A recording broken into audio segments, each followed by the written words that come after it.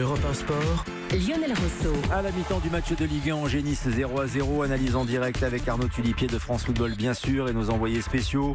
Arnaud qui suit assidûment également la Ligue 2, toutes les analyses, expertises d'Arnaud entre 22h45 et 23h comme chaque vendredi bien sûr. Mais entretien exceptionnel également sur l'antenne d'Europe 1 avec Julien Froment qui est allé avec son confrère de l'AFP d'ailleurs aussi à la rencontre d'Alphonse Areola, le gardien du Paris Saint-Germain. C'est un entretien d'ailleurs qu'on vous proposera en deux parties. On aura une partie également demain au cœur du multiplex.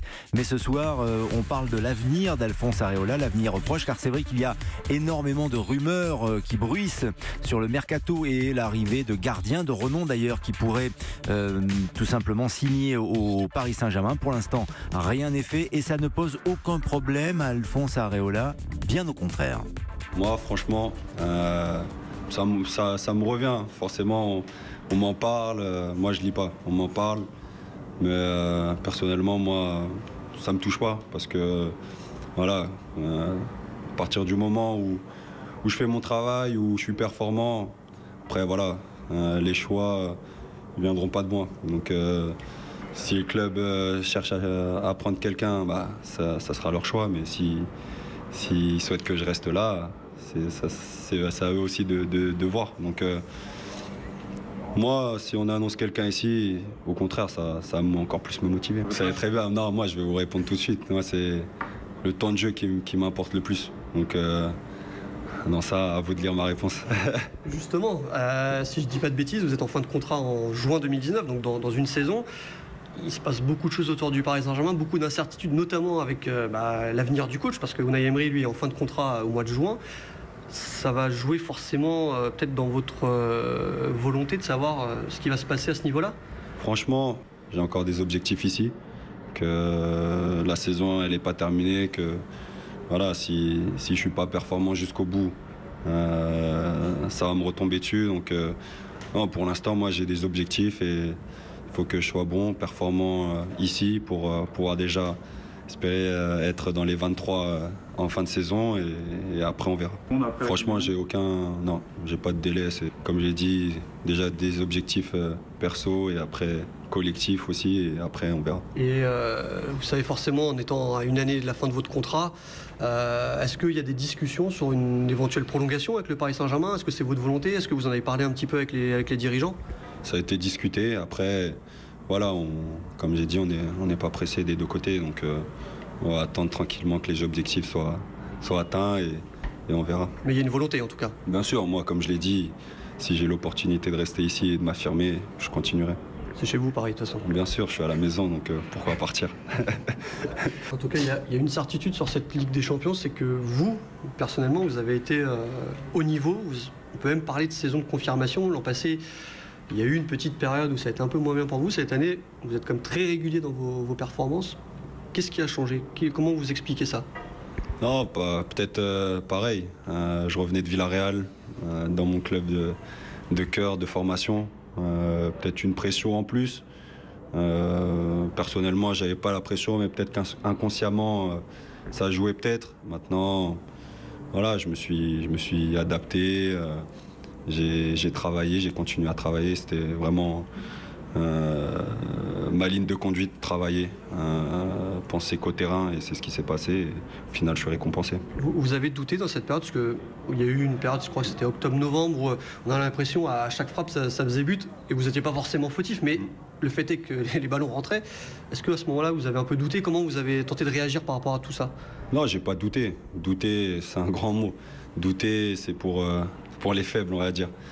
Non, j'ai analysé les buts. Oui, certes, sur quelques buts, je peux faire plus, ou sur d'autres, je peux pas du tout réagir sur les frappes qui partent en lucarne. Mais bon, après, voilà, comme j'ai dit, j'ai continué à travailler, j'ai pas lâché le morceau, parce que je pense que plusieurs auraient lâché et auraient sombré. Donc non, je pense que je suis fier de dire que voilà, j'ai réussi à passer ça et que je continuerai. Non, ceux qui ont été très importants dans cette période-là, c'est ma famille, tout simplement. Famille, mon entourage. J'ai pas beaucoup d'amis, mais les seuls qui m'ont vraiment aidé, qui ont été là depuis le début jusqu'à maintenant, voilà, je les remercie parce que c'est eux qui ont été très importants. Et quel rôle a joué le coach Unai Emery? C'est lui qui vous a mis numéro 1, même si il a un peu du mal à le dire, qu'il y a un numéro 1 et un numéro 2 au Paris Saint-Germain. C'est lui qui vous a mis en avant. Quel rôle il a joué dans cette période-là, et puis même plus globalement depuis qu'il est là? Non, il a continué à me dire qu'il avait confiance en moi, que j'avais les qualités pour arriver là où je peux arriver. Et, lui, c'est pareil, il faut travailler. C'est le mot, vraiment le mot qui va ressortir à chaque fois, c'est le travail, persévérance.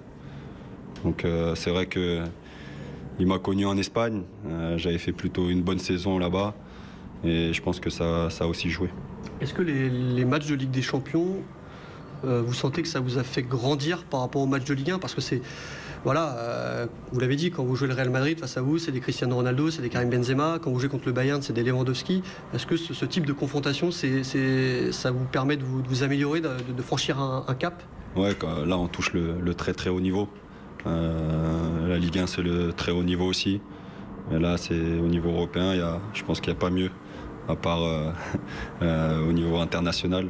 Mais c'est vrai que jouer des matchs de Ligue des Champions, on ne demande que ça, pour pouvoir vivre des émotions comme ça, progresser surtout. Et ouais, pour moi, c'est vraiment vivre des moments uniques. Comment vous jugez votre parcours justement? Ça s'arrêtait en 8e, la face au Real Madrid, qui est pas n'importe qui, c'est le double tenant du titre, mais on sent qu'il peut y avoir du regret du côté du Paris Saint-Germain. Oui, c'est vrai, parce que déjà, on avait bien commencé les phases de poule. On n'avait pas beaucoup encaissé, on avait marqué pas mal de buts.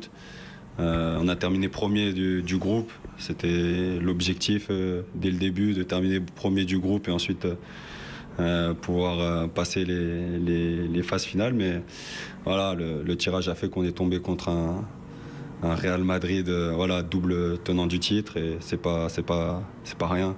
Ils ont l'expérience de cette compétition. Je dis pas qu'on l'a pas, mais voilà, ils ont l'habitude de la gagner. Donc c'est ce qui a peut-être joué. Alphonse Areola, entretien exceptionnel accordé donc à Julien Froment et à nos confrères de l'AFP sur l'antenne d'Europe 1. Deuxième partie de l'entretien avec le gardien du Paris Saint-Germain demain au cœur du multiplex entre 20h et 23h avant.